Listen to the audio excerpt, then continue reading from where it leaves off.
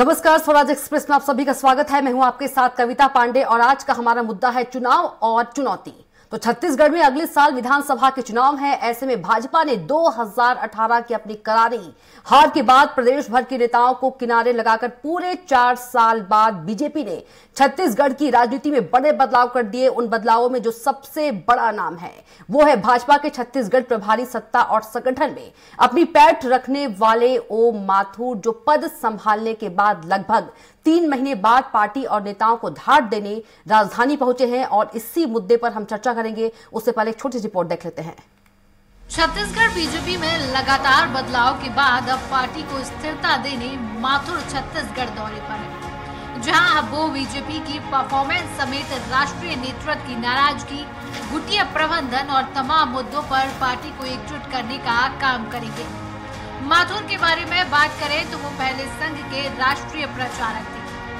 यही नहीं, राजस्थान के वरिष्ठ बीजेपी नेता ओम माथुर को गुजरात, उत्तर प्रदेश और महाराष्ट्र का प्रभारी भी बनाया जा चुका है और माना जा रहा है कि ओम माथुर को छत्तीसगढ़ का प्रभारी बनाना संघ की रणनीति का भी एक हिस्सा हो सकता है। ये बात छत्तीसगढ़ की धरती पर दिए इस बयान में साफ झलकती है कि छत्तीसगढ़ हमारे लिए कोई चुनौती नहीं है।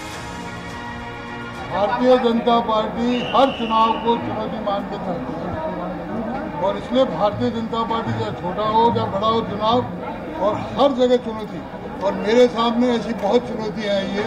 आपने 2016-17 का उत्तर प्रदेश भी देखा होगा, इसलिए मैं छत्तीसगढ़ को कोई चुनौती नहीं मानता। निश्चित रूप से आने वाला समय छत्तीसगढ़ के भारतीय जनता पार्टी का होगा। बीजेपी की केंद्रीय चुनाव समिति के सदस्य, चुनावी रणनीतिकार और राजस्थान प्रदेश कोर कमेटी के सदस्य ओम प्रकाश माथुर संघ के साथ साथ मोदी और शाह की भी पहली पसंद है। यही वजह है कि देश में अपनी सबसे खराब स्थिति से जूझ रही भाजपा ने ये कमान माथुर के हाथों में सौंपी है। वजह भी साफ है, माथुर का रिजल्ट परसेंटेज बहुत अच्छा है। छत्तीसगढ़ भाजपा की मौजूदा स्थिति में हिंदी बेल्ट के माथुर कारगर हो सकते हैं, क्योंकि कुछ नेता डरकर तो कुछ तालमेल बनाकर माथुर के साथ काम करना चाहेंगे। वजह साफ है, केंद्रीय नेतृत्व से उनकी नजदीकी। तभी रायपुर पहुंचते ही उन्होंने कहा कि बड़ी बड़ी चुनौती हमने देखी है। उनके लिए छत्तीसगढ़ कोई चुनौती नहीं है। यूपी, गुजरात को भी चुनौती कहा जाता था, हमने करके दिखाया।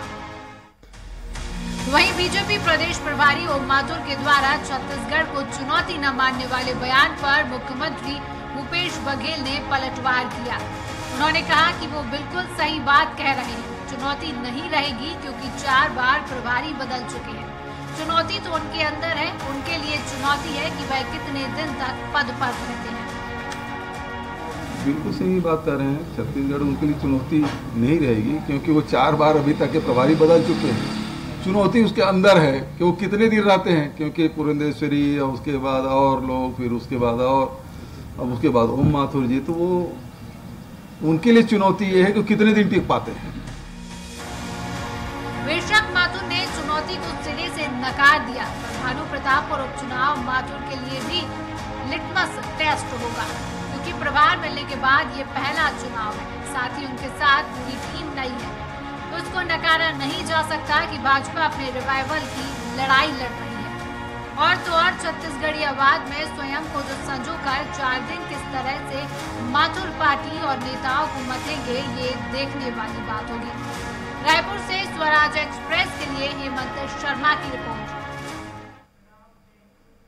और इसी पर ज्यादा चर्चा के लिए हमारे साथ मौजूद हैं मेहमान कांग्रेस प्रवक्ता सुरेंद्र शर्मा जी, बीजेपी नेता श्री चंद्र सुंदरानी जी और वहीं वरिष्ठ पत्रकार बाबूलाल शर्मा जी। आप तीनों का बहुत बहुत स्वागत है चर्चा में जुड़ने के लिए।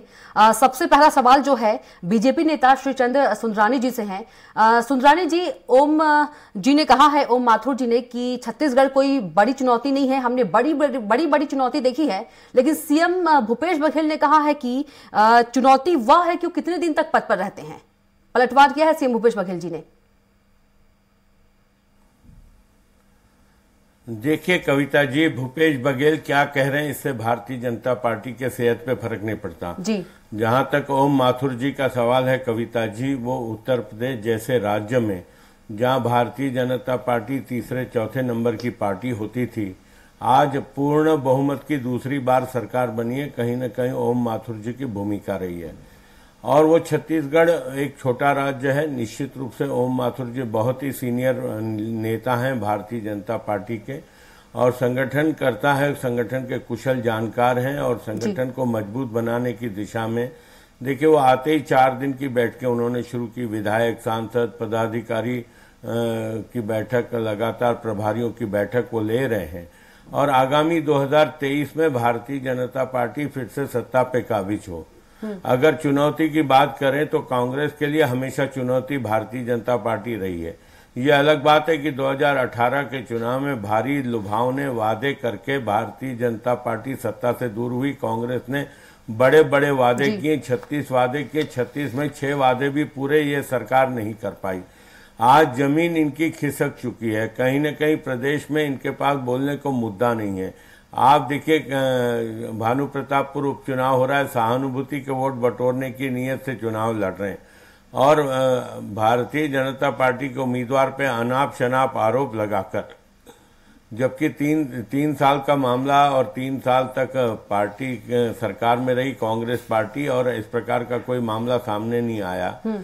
तो कहीं न कहीं कांग्रेस विचलित है। कांग्रेस की जमीनी हकीकत कुछ और है। जनता में नाराजगी है, बिगड़ती कानून व्यवस्था, बढ़ता नशे का कारोबार, हत्या, लूट, डकैती जैसी घटनाएं छत्तीसगढ़ में आम हो गई है।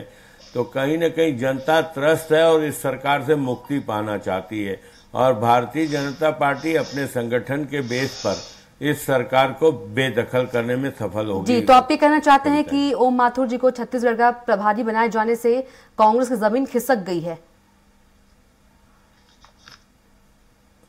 नहीं, निश्चित रूप से इसी पर सवाल ले लेते हैं, क्या कुछ कहेंगे सुरेंद्र शर्मा जी? लगातार सुरेंद्र जी से सवाल ले लेते हैं। सुरेंद्र जी, क्या कहेंगे आप? दरअसल में छत्तीसगढ़ में भारतीय जनता पार्टी के सामने बड़ी कठिनाई है। एक तो देखिए, आप पिछले 4 साल में जितने चुनाव हुए हैं, चाहे नगर निकाय के चुनाव हो, चाहे ग्राम पंचायत के चुनाव हो, और चाहे जितने भी उपचुनाव हुए हों, उसमें भारतीय जनता पार्टी को बुरी तरह पराजय मिली है। और इस उपचुनाव में भी भानु प्रतापपुर में ये बहुत बुरी तरह हारने वाले हैं। अब जमीन किसकी खिसकी है इस बात का पता इस बात से चलता है कि हमारे प्रदेश के प्रभारी पुनिया जी 2016 से आज तक, जबकि भारतीय जनता पार्टी ने इस बीच में 4 प्रभारी बदल लिए, और जितने प्रभारी आते हैं वो उटपटांग बयान दे करके भारतीय जनता पार्टी की जमीन को और कमजोर करते हैं। तो इसी सिलसिले में वास्तविक में चुनौती जैसी कोई स्थिति है नहीं। जो भारतीय जनता पार्टी आज 14 सीट में सिमट गई है, जो हर चुनाव हार रही है, छत्तीसगढ़ में भारतीय जनता पार्टी अपने अस्तित्व की लड़ाई लड़ रही है। ये कहना सही है कि हम चुनौती देने की स्थिति में नहीं है, मगर पार्टी को फिर से थोड़ा स्वस्थ करना जरूर उनके लिए चुनौती है। तो वो उसको चुनौती नहीं मान रहे होंगे, तो उनको समझे। सुरेंद्र जी तो बोल रहे हैं कि बीजेपी ही कांग्रेस के लिए चुनौती है। नहीं, देखिए, मैं कह रहा हूं ना कि हमारे छत्तीसगढ़ में मुख्य विपक्षी दल भारतीय जनता पार्टी है, और हम चुनाव को बड़ी गंभीरता से लड़ते हैं। हम उनको कम आंकने की कोशिश नहीं करते, मगर इनके जो प्रभारी हैं, उनकी जो दमभोक्ति है कि छत्तीसगढ़ हमारे लिए कोई चुनौती नहीं है, तो वो स्वीकार करते हैं कि भाई यहाँ हमारा कुछ है नहीं, यहाँ हमारा कुछ होना जाना है नहीं, कांग्रेस का मुकाबला फिलहाल करने की स्थिति में है नहीं, तो इसलिए कोई चुनौती भी नहीं है। जी बिल्कुल। वरिष्ठ पत्रकार बाबूलाल जी भी हमारे साथ मौजूद है। बाबूलाल जी, आप कुछ क्या कहेंगे ओम माथुर जी के इस बयान पर? देखिए, ओम माथुर जी ने जो बयान दिया है, चाहे कोई भी पार्टी हो, उसमें कोई भी प्रभारी जब ऐसे नए रूप में आते हैं तो कार्यकर्ताओं को उत्साह बढ़ाने के ऐसे दम्भ भरे जो है बयान देते हैं, चाहे वो कांग्रेस पार्टी हो, चाहे यहाँ की पार्टी हो, भाजपा पार्टी हो। ओम माथुर जी ने यहाँ की स्थिति को समझा। उन्होंने ये समझा कि यहाँ के कार्यकर्ता अभी एक मत नहीं है, और कार्यकर्ता जो है थोड़े से बिखरे हुए हैं। उनको इकट्ठा करने का जो तरीका है वो ऐसे बयान देकर ही हो सकता है। उन्होंने एक उत्साहपूर्ण बयान दिया और ये कहा कि ये हमारे लिए कोई चुनौती नहीं। ये दरअसल चुनौती तो है, वो अच्छी तरह समझते हैं। जो 70 सीटों वाली 70 विधायकों वाली पार्टी सरकार में अगर है और वो उसका मुख्यमंत्री जो है किसान छवि रख करके चल रहा है, नाम है उसका, नाम चल रहा है, तो चुनौती तो वो है। वो अलग बात है कि आप जीत जाएं, वो हार जाएं, वो अलग मुद्दा है, उस मुद्दे पे मैं बात नहीं करता। लेकिन चुनौती नहीं है कहना जो है वो गलत है और उसको लोगों को ऐसा लगता है कि उसको सामान्य रूप से लोग नहीं ले पाएंगे।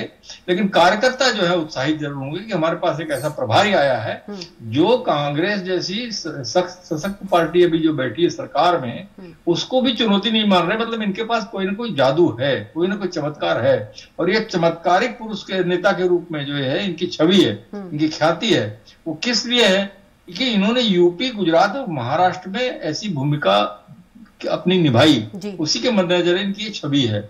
और लेकिन एक बात इसमें सोचने वाली जरूर है, वहां तीनों जगहों पे जहां इनकी सफलता है वहां उनकी वर्तमान में सरकारें थी, उनकी ताकत ज्यादा थी, और यहाँ की स्थिति दूसरी है, विभिन्न है। जी, इनकी नहीं। जी, यहाँ पर इनको ज्यादा मेहनत करनी पड़ेगी। 12 महीने का समय, अभी तो नए नए जो पदाधिकारी बने उन्हीं को अपनी पहचान बनाने में प्रदेश में दिक्कतें आ रही, जद्दोजहद करना पड़ रहा है। जहां बस्तर में लगातार दौरे नारायण चंदेल जी और अरुण साहू जी कर रहे हैं, क्योंकि आदिवासी इस बार ओबीसी और आदिवासी केंद्र में रहेंगे चुनाव के, तो वहां अपनी पहचान बनाने की जद्दोजहद में लगे हैं नेतागण।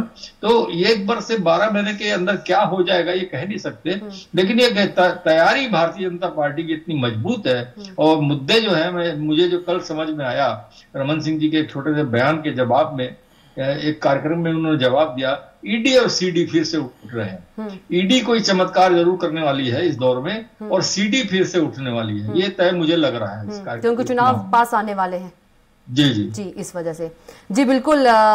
सुंदरानी जी, क्या कुछ जादू दिखाने वाले हैं ओम माथुर जी? अभी बाबूलाल शर्मा जी ने कहा कि 3 जगह की बात करें तो वहां बीजेपी की सरकार थी, लेकिन यहाँ पर कांग्रेस की सरकार है, चुनौती तो है। देखिए, अभी मैं सुरेंद्र शर्मा जी को सुन रहा था, उन्होंने कहा कि हम हर चुनाव को गंभीरता से लड़ते हैं। क्या 2003 का चुनाव, 2008 का चुनाव, 2013 का चुनाव कांग्रेस पार्टी ने गंभीरता से नहीं लड़ा था क्या? और मैं इस बात को कह चुका हूं कि 36 वादे इन्होंने जनता के साथ किए थे और 6 भी वादे पूरे नहीं किए। कोई भी कांग्रेस का प्रवक्ता इधर उधर की बातें जरूर कर ले, लेकिन 6 वादे पूरे किया ऐसा बता नहीं पा सकते। दूसरी बात, ओम माथुर जी निश्चित रूप से संगठन के बहुत जानकार है, संगठन को मजबूती से और चुनाव लड़ना उनको आता है। और चूंकि जनता का सहयोग हमारे साथ है, ओम माथुर जैसे हमारे सुलझे हुए नेता हमारे पास हैं, और जामवाल जी लगातार ऐसे प्रांतों में जाके, पूर्वांचल में जाके सरकारें बनाई है। तो छत्तीसगढ़ तो हमारा गढ़ रहा है, हम 3 बार सरकार में रहे। सरकार छत्तीसगढ़ राज्य बनने के बाद लगातार हमारी 3 बार की सरकार रही है। अलग बात है 2018 में इन्होंने बड़े बड़े वादे करके, लोगों को गुमराह करके कहीं न कहीं सत्ता हासिल की है। एक्सीडेंटल सरकार है ये एक्सीडेंटल सरकार ज्यादा दिन रहने वाली नहीं है। जनता का मोह भंग हो चुका है। जी बिल्कुल। सुरेंद्र शर्मा जी, आरोप है कि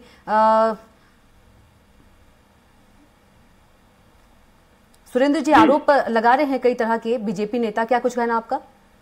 सबसे पहली बात यह है कि सुंदरानी जी कहते हैं ये एक्सीडेंटल सरकार। जी, अरे भाई, 68 सीट के बहुमत से जनता ने जिताया। 15 साल की सरकार चलाने वाली भारतीय जनता पार्टी को 15 सीट में समेट दिया। ये एक्सीडेंटल सरकार है। बहुत आश्चर्य की बात है। आपने पूछा कि क्या 3 चुनाव आपने गंभीरता से नहीं लड़े, तो मैं याद दिलाना चाहता हूं कि 2003 में भी हमारे वोटों का वोटों का अंतर 1% था। 2008 में भी वोटों का प्रतिशत 1% था। 2.4। 2013 में 2003 में 2.4% था। 1 मिनट, 0.75% 2013 में था। तो आप 13 में 2003 में हमने 36 सीट जीती, 2008 में हमने 38 सीट जीती, 2013 में हमने 39 सीट जीती। आप तो थोड़े से ही पीछे थे, मगर आप तो 10% वोटों से पीछे हैं।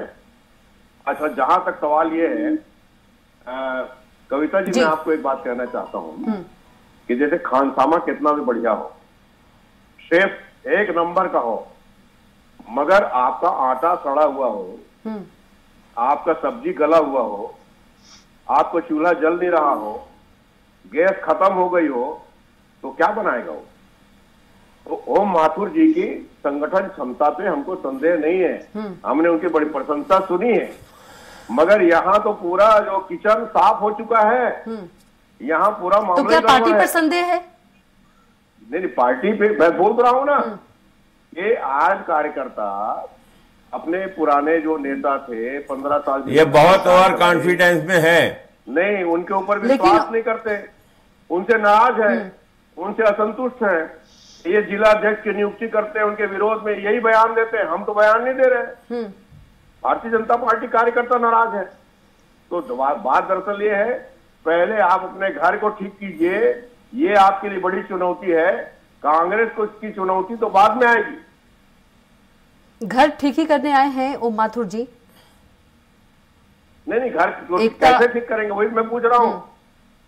ये घर की हालत इतनी खराब हो चुकी है कि लोग एक दूसरे को मुंह देखने को तैयार नहीं है। बाबूलाल शर्मा जी से पूछ लेते हैं, ठीक करने की बाबूलाल जी कैसे ओम माथुर जी जो हैं घर ठीक करेंगे, एकता जो कार्यकर्ता है कैसे लाएंगे? 45 लाख हमारे सदस्य हैं, प्राथमिक सदस्य जी, इनसे पूछ लेते हैं बाबूलाल जी। जी देखिए, इनके प्रभारियों, ओम माथुर सहित इनके जो प्रभारियों पर में पदाधिकारियों की क्षमता पर कोई प्रश्न चिन्ह नहीं है जी, सब क्षमतावान है, समय बहुत कम। दरअसल बात यह है कि आप कितने भी क्षमतावान हो, आपको अगर 5 साल का काम को 1 साल में करने को कहा जाएगा तो आप कैसे कर पाओगे, या 5 दिन के काम को आप कहा जाएगा 1 घंटे में कर दीजिए, तो संभव नहीं है ना जी।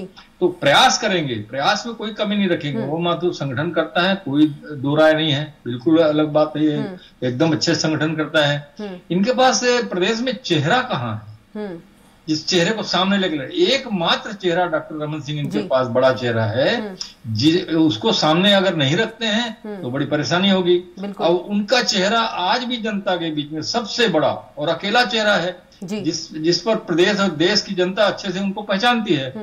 उनका महत्वपूर्ण रोल है, अब वो कितना उस रोल को निभाते हैं, कितना उसमें काम करते हैं, वो अलग मुद्दा है। उनके बारे में चर्चा सवाल आ जाती है, राज्यपाल बना रहे हैं तो उनको उपराष्ट्रपति बना रहे हैं, तो इस तरह से जो है उनके छवि में जो है बट्टा लगाने का खुद भारतीय जनता पार्टी के बयानों में वो बातें आ रही है, वो उनको नुकसानदायक होगी। रमन सिंह को साथ लेकर ही ओम माथुर आगे बढ़ेंगे, मुझे ऐसा पूरा विश्वास है, क्योंकि यही एकमात्र रास्ता है, एकमात्र चेहरा है। बाकी सारे नेता तो चेहरा अपना बनाने का प्रयास कर रहे हैं जी। रमन सिंह ही एकमात्र चेहरा पहले से बने बनाए चेहरा है जी, ये पहचानते हैं। उसके 15 साल में ऐसा नहीं कि कुछ भी नहीं किया, 15 साल में उन्होंने भी बहुत सारा काम किया, इंफ्रास्ट्रक्चर पर बढ़िया काम किया, सड़कें अच्छी बनाई, बिल्डिंगें अच्छी बनाई, कोई दो राय नहीं है। और जो उन्होंने जो पीडीएस पे काम किया, इतना अप टू डेट किया उसको, पीडीएस को, जिसको आज ये सरकार और आगे बढ़ा रही है और ऊपर ले जा रही है और अच्छा कर रही है, गरीबों का भला हुआ उसमें, तो निश्चित रूप से जो है काम उन्होंने गलत नहीं, वो प्रचार में आएगा, उनके चेहरे को लोग जानते हैं, जिनको उस समय में मिला होगा इसका लाभ, वो उस चेहरे को देखेंगे तो उनको याद आएगा। वो गांव जाते थे, गांव स्वराज की यात्रा करके वो, तो भारतीय जनता पार्टी को निर्णय लेना है कि वो किसको सामने करके चलती है और क्या उसको करना पड़ता है। जहां तक कांग्रेस चुनौती नहीं है कहना बिल्कुल गलत है, कांग्रेस बहुत बड़ी चुनौती आज के दिन है, सरकार में है और 70 विधायकों के साथ सरकार में है, तो निश्चित रूप से जो है कुछ भी कमी बेसी होगी तो एकदम से चुनौती नहीं है, ऐसा तो नहीं कहा जा सकता। बिल्कुल। तो क्या सुंदरानी जी आप मानते हैं कि चुनौती नहीं है? आपने सुना बाबूलाल शर्मा जी को। देखिए, हमारे पास संगठन की क्षमता है और अनुभवी लोगों का नेतृत्व है और पार्टी का कार्यकर्ता जी जान से भूपेश बघेल सरकार को उखाड़ने के लिए लगा हुआ है। लगातार संघर्ष हो रहे हैं। हमने युवा मोर्चे का एक बड़ा प्रदर्शन किया राजधानी में, फिर बिलासपुर में मातारी हुंकार रैली का महिलाओं का एक बड़ा कार्यक्रम किया, महिला हुंकार रैली के रूप में बड़ा आंदोलन किया और लगातार जिला स्तर पे, मंडल स्तर पे हमारे आंदोलन चल रहे हैं। सरकार की विफलताओं को उजागर करने का हम लोग काम कर रहे हैं कविता जी। और इस सरकार को उखाड़ फेंकना हमारे एक कार्यकर्ता का लक्ष्य है और हमें अनुभवी लोगों का नेतृत्व मिल रहा है, हमें उनका मार्गदर्शन मिल रहा है, उनके मार्गदर्शन पे हम आगे बढ़ेंगे। जी सुरेंद्र जी, बीजेपी का एक एक कार्यकर्ता का लक्ष्य है कांग्रेस को उखाड़ फेंकना, सुंदरानी जी ने कहा। देखिए यही तो नहीं है ना, भारतीय जनता पार्टी का एक एक कार्यकर्ता जो है भारतीय जनता पार्टी के नेतृत्व से परेशान है, और वो लगातार जो आपसी चर्चा होती है उसमें अपने नेतृत्व का इतना ज्यादा आलोचना करते हैं। और दूसरी बात, इतनी हताशा है उनमें। माननीय भूपेश बघेल जी का जो चेहरा है और जो किसानों के लिए काम किया है छत्तीसगढ़ की सरकार ने लगातार पिछले 4 साल में 1 लाख करोड़ रुपया दिया है, गौ पालकों को दिया है पैसा, भूमिहीन कृषि मजदूरों को पैसा दिया है, वनोपज की खरीदी को 7 जिन्स से बढ़ा के 65 जिन्स कर दिया है, तेंदू पत्ता को 2500 से बढ़ा के 4000 रुपया कर दिया है। ये सारे काम जो हुए हैं और इसके वजह से छत्तीसगढ़ का व्यापार उद्योग सब फल फूल रहा है। सुंदरानी जी कुछ 6 वादे बोल रहे थे, तो इसलिए भारतीय जनता पार्टी के सामने बहुत बड़ी समस्या है, गंभीर समस्या का सामना भारतीय जनता पार्टी कर रही है। सुरेंद्र जी, सुंदरानी जी कोई 6 वादे बोल रहे थे कि 6 वादे पूरे नहीं हुए हैं, इस कारण से शायद बीजेपी नाराज है। नहीं, मैंने तो 3-4 तो ऐसे ही गिना दिए, और हमने इतने सारे वादे पूरे किए हैं। आप जनता से पूछिए ना, हमने वादे कौन से वादे पूरे किए आप गिनाओ। नहीं गिना, सुरेंद्र शर्मा जी आप बताओ 36 वादे में कितने पूरे हुए? नहीं, हमारे हमने वादे पूरे किए कि नहीं, इस बात का प्रमाण तो हमारी जनता देती है ना। 4 उपचुनाव में उन्होंने वरिष्ठ पत्रकार हमारे साथ है बाबूलाल शर्मा जी से पूछ लेते हैं। आप तो बता दो बाबूलाल शर्मा जी, आप वरिष्ठ पत्रकार हैं, कितने वहां वादे पूरे हुए, उनसे ही पूछ लेते हैं जी। देखिए जो प्रमुख वादे सारे पूरे कोई सरकार नहीं कर सकती, चाहे वो भारतीय जनता पार्टी की सरकार हो, वादे पूरे कभी नहीं होते। लेकिन ये है कि जो प्रमुख बात थी उनको पूरा करने का इन्होंने प्रयास किया है। कमोबेश जो है वो जमीन तक पहुंचा नहीं पहुंचा वो अलग मुद्दा है, वो विषय अलग है, लेकिन इन्होंने कोशिश की है। और बहुत सारे मुद्दे ऐसे हैं जो इनके गले की फांस बनी है, जो शराबबंदी है इनके गले की फांस है। शराबबंदी होना मुश्किल है, लेकिन इनके पास समय मौजूद है, अभी 12 महीने का समय है, तो अभी नहीं कहा जा सकता कि ये नहीं करेंगे शराबबंदी। इनके ऊपर आरोप ऐसा नहीं लग सकता था, और जो अभी आरोप भाजपा इस शराबबंदी की लगा रही है वो कारगर अभी फिलहाल नहीं होगा, क्योंकि कभी भी किया जा सकता है, समय है अभी तो। लेकिन ये एक जरूर है, और 2-3 मुद्दे और भी ऐसे हैं जो गले फिर ये सवाल उठ जाएगा कि विधानसभा चुनाव आने वाले हैं, इसलिए शराबबंदी कर दी जा रही है, ये भी फिर बीजेपी सवाल जो भी उठे सवाल उठाने से कुछ नहीं होगा। इन्होंने वादा पूरा किया, ये तो हो जाएगा ना। लेकिन ये है कि सारे वादे कोई सरकार पूरा नहीं कर पाती, कोई ना कोई वादे बाकी रह ही जाते हैं। मैं इनके पक्ष के नहीं कह रहा हूँ, भारतीय जनता पार्टी ने भी जो वादे किए होंगे कुछ न कुछ छूट गए होंगे। ये सरकारों के बीच होता है। मोदी सरकार ने भी बहुत सारे वादे किए, उसमें बहुत अभी छूटे हुए हैं, पूरे होंगे नहीं होंगे ये आरोप प्रत्यारोप चलता रहता है। ये चुनाव के समय में और ज्यादा होता है, और ये इस चुनाव में तो मैं देख रहा हूँ चरित्र पर आरोप प्रत्यारोप शुरू हो गया है, जो कभी देखने सुनने में नहीं आता था। जी, तो आप तीनों का बहुत बहुत धन्यवाद हमारे साथ चर्चा में जुड़ने के लिए। सुरेंद्र जी आपका भी, सुंदरानी जी आपका भी, बाबूलाल शर्मा जी आपका भी। तो फिलहाल मुद्दे में इतना ही। आप देखते रहिए स्वराज एक्सप्रेस।